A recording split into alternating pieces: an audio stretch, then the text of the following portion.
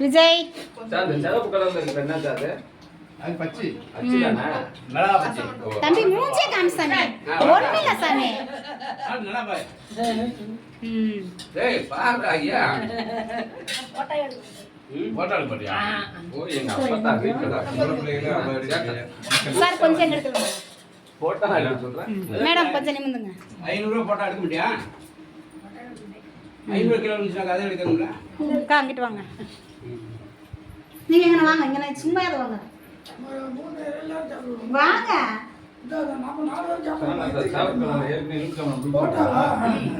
அவங்களாம் கூட்டு வாங்க